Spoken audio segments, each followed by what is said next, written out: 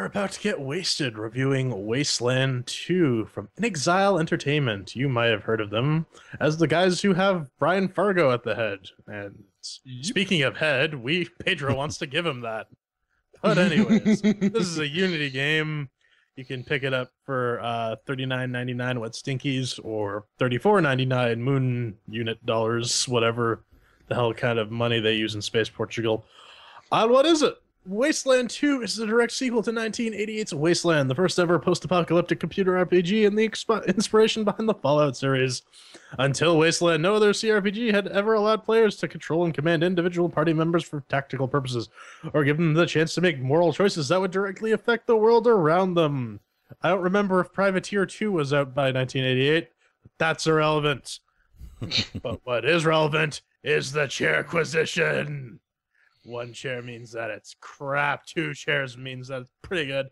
3 chairs means that it's... Or no, 2 chairs means that it's... Yeah, 3 chairs means that it's pretty good. 4 chairs means shut up, take my money, I love it. And Pedro will go on and on and on and on and on and on and on and on and on and on. And of course we have our categories of Doom, mixed with the working, shiny sounds, controls, and fun. So, Ven, did you get wasted on Wasteland? Did it make with the working? Wasted. Made with the working over here in Vinland on our octo-core dual 770 box of business running the Ubuntu 1404 LTS. Had one little glitch. It went to the large world map where we move around. One time it did that, and it was completely black, and I found that racist. So... Don't tell Monster Cameron. I know. It was completely... irreproducible. It never happened again, so I couldn't ding in a chair for that. It was probably just some random glitch in the fact that this is a Unity game that runs very well. I can't knock it, so I'm gonna give that 4 chairs. Mixed with the working. Brilliant. You know, were we to have 5 chairs, I would have given this a 5th one, because CloudSync actually worked on a fucking Unity game for once. I could stop playing on one machine and play it on another machine. But on the A10 5800K Steambox Fedora 20 powered box of goodness, this worked fine. And on the 1090T 670 powered Fedora 20 box by my foot right here, it also worked right out of the box, no issues. Had to knock down the video effects on the Steambox, but that's to be expected. Yeah. 4 chairs for that. Double complete working. So on the calculator with the Intel i3 370M and the ATI AMD, whatchamacallit, 5650 HD with the open source drivers on Ubuntu 1404 64-bit, it ran stupidly well. It's genuinely a Unity game that basically you buy it, download it, play it. 4 chairs. Sweet. So that's 4 chairs with mixed with the working. Shiny and sounds, Ben.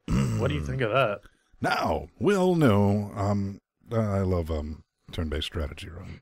Yes. Favorite category. Yes. No, considering this business, considering the engine it's running on, yes, it's brown everywhere, the game, but it doesn't look horrible at all. I mean, it looks fantastic for you. This is the other Unity game that doesn't look like complete shit. The other one being... Distance. There we go. I was a bit confused though. Like the graphical menus, it had motion blur, and I was like, "This is turn-based strategy. The fuck all are you going to use motion?" Then I did the scroll wheel thing, and I was like, "Ooh, shiny!" And I put the glue stick back in my mouth and sit there for like 5 minutes, and I was like, "That's a neat effect." The audio, it's hella snooze-inducing, but the voice work, gotta say, it's a bit above average for this lot. So for the shiny and sounds, it's not going to blow your and eye pussies all apart, man. It's just not. But a lot of love and a lot of work went into this, and it looks good. So... And a lot of money. Yeah, a lot of money. I'm going to have to get this one. That doesn't hurt either. 3 chairs. J-Man. Jeez. Yeah, I always thought the Infinity Engine games aged very gracefully. I mean, they still look about as good as you'd expect them to, even today. And this game takes a lot of pages out of the Infinity Engine's book, and for good reason. It was one of the premier RPG engines of its time. This reminds me of a slightly nicer looking Infinity engine written in Unity. I too was quite surprised with the motion blur when you do the middle click and move stuff around. I'm like, huh. I wasn't expecting that one. That's neat. Like Ben said, there's a lot of brown, but it makes sense. The game takes place in a fucking desert, so that's to be expected. And the voice acting is pretty decent. I was quite surprised with that. I thought it would just be text only. So yeah, like Ben said, not completely mind blowing, but still very well done. So 3 cheers, Pedro. Yeah, for me, I get that the graphics were an art choice. They were designed. They look like that by design, but they look dated. So dated, in fact, that I don't get why I actually needed to tone down the graphics considerably, far below what I do for, say, distance, in order to get at least 30 frames per second. I don't get it. You should have just went for that cinematic feel. Yeah, no. That's my big complaint about it. You mean 24 frames a second? I'm telling you, man, that's where the folks are at. Yeah, but that is my big complaint about the game. And background music, it's Mark Morgan showing that he still got it. It's like Fallout 1 and Fallout 2 had a cowboy theme, baby. The live action intro cutscene was, well, it looked off, regardless of how many times I saw it. It made you want to play that game, didn't it? It looked off. I mean, no questioning the production value that went into it, but it looked off. And then someone on Twitter, Dan Swick, he asked if I had thought that it was as much an anachronism as he did. And after I Googled anachronism, I have to agree. It is very much so. So for me, it gets 3 chairs for the shiny and sounds. All right. Well, that's 3 chairs for shiny and sounds then. This is pretty easy on the math organ. Yeah, I know. Yep. Seems to be quite the consensus. Controls, Ben, what do you think? I got 2 things to say. A, I think it would be incredibly difficult to fuck up controls for a turn-based strategy game. B, I don't know what fucking controls for turn-based strategy should really be, because I loathe the genre. Everything worked. I mean, spreadsheet inventory management and all there. But, I did the clicks and the things moved and, your standard was, how it's going to work. Q and, E. I'm going to... Spin the camera. Right, that's going. You don't have to read any of the control organ. No issues with anything. I had no issues controlling. But then again, I know fuck all about turn-based strategies other than these 2 clowns like playing them. So, 4 chairs with that grain of chainsaw that I know. Well, it's not, like you keep saying it's a turn-based strategy game. It's an RPG, buddy. No. But anyways. No, but it's turn-based strategy. Yeah, but if you played Baldur's Gate, you know exactly how this fucking game works. One nice little addition I noticed is the fact that you can type in dialogue options. So if you're actually paying attention, you can sort of screw around with the existing dialogue.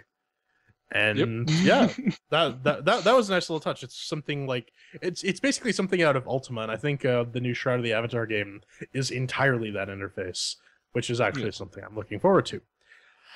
Yeah, like Ben said, you can't really fuck this one up too hard, so 4 chairs.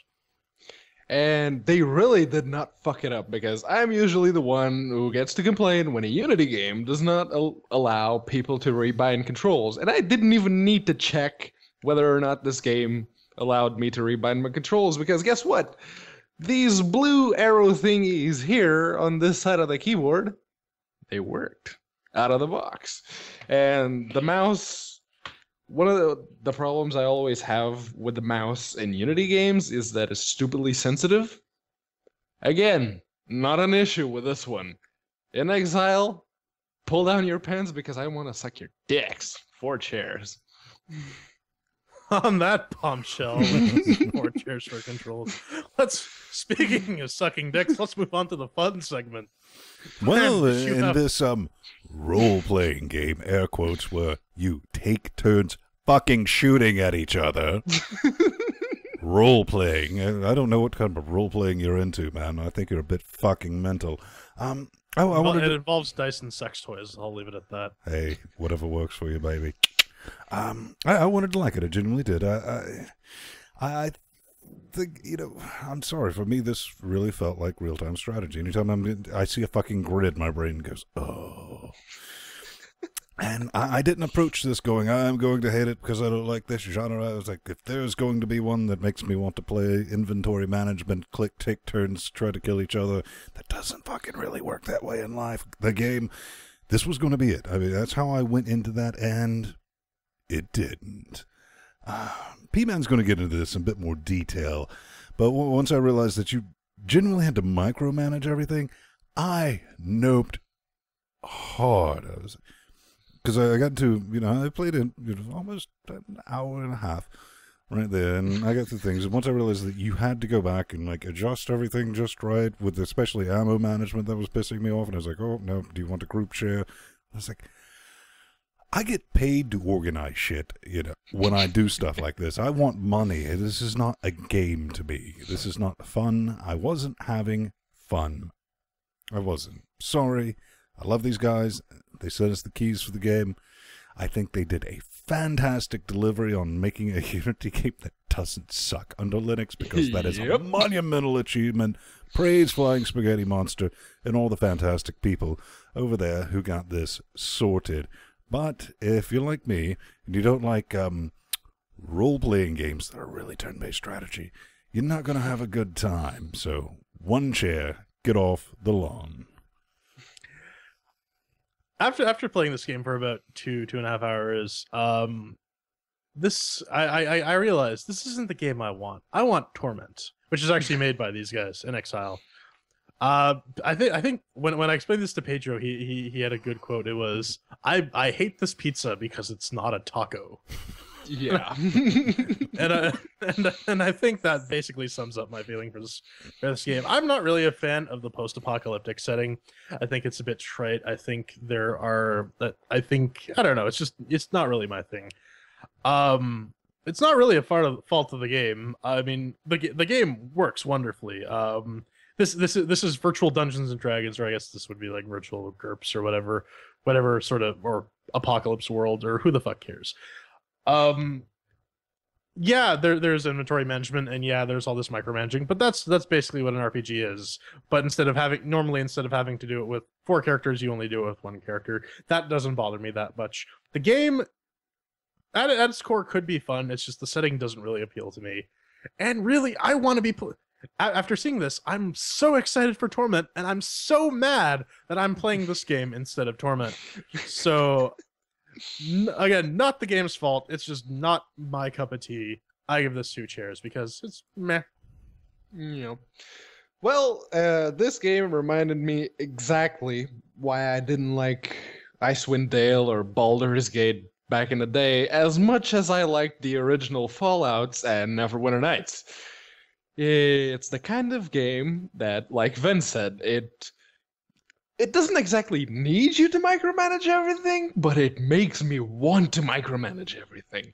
And in the original Fallouts and Neverwinter Nights, I only had to micromanage my character. It was the one character, everything else was just like, oh, use this weapon, go stand over there, have a more passive stance instead of aggressive, but it was just a very shallow sort of micromanaging your party. You only had to really care about your protagonist.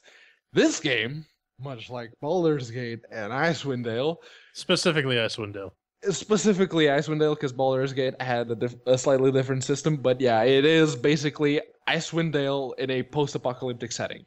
And it tickles the side of my brain that makes me want to micromanage everything. And that part of my brain is not a very fun thing to have. And... when I spend 2 to 3 hours just doing the BS micromanagement of the entire team and making sure they're using the best equipment, they got the best guns, they have all they need, I'm not actually experiencing the game. I'm not progressing, I'm not reading the awesome dialogue that is actually included in this game. I'm not exploring the wasteland, which is what I like to do the most when it comes to these games. And that makes me want to ding it a chair, so it gets 3 for the fun. All right, so that averages out to about 2 chairs for fun, and if we tally all this up, we get a 3-chair game for Wasteland 2. Now, one thing I didn't bring up, that Ven brought up actually about the ammo management, actually makes sense given the setting where there's no ammo and you have to ration ammo and be a bit paranoid with ammo management. So that is actually a sort of, I would say that's a point in the game's favor. Yeah. But gentlemen, final thoughts. Final thoughts. If you like this business, if it's your thing, so they're in the chat realm, I think, who was it? Free Jack said, this appeals to a certain type of psychopath. And I get it. I see it. It's not that I don't get this type of game. Some people genuinely love it.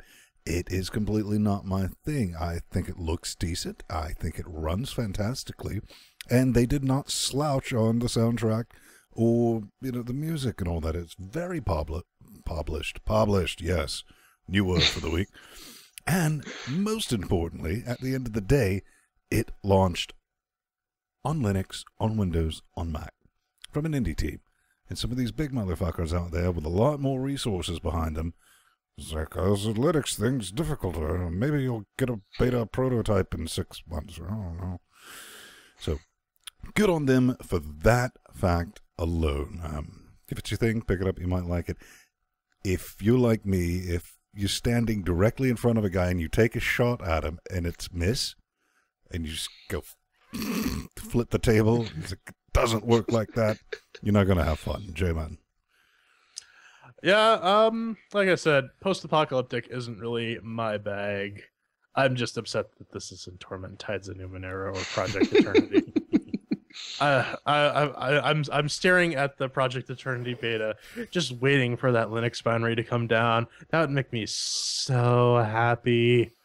No, but seriously, if you like RPGs, this is I would put this up there with Shadowrun Returns on like quality RPGs under Linux. Yeah. And that's really all I have to say about that. As far as RPGs go, this one's pretty good. If you like Infinity Engine games, you will like this. End of story. In fact, personally, I would put it far above Shadowrun, but that's just me. Because I do like the post-apocalyptic setting. Fallout 2 is my all-time favorite game to this day. And again, it's Icewind Dale in post-apocalyptia, and while it's not Fallout, it's still a very good Linux RPG. Admittedly, you have to have a decent enough PC to actually run it with all the bells and whistles. Unnecessarily so, judging by how the graphics look. In my opinion, that is. But yeah, it is a very good Linux RPG, and if you like Fallout, if you like Icewind Dale, pick it up. Admittedly, it's kind of pricey, but to me, it's worth the cashes because I've already sunk 16 hours into it, and I plan to sink another 16.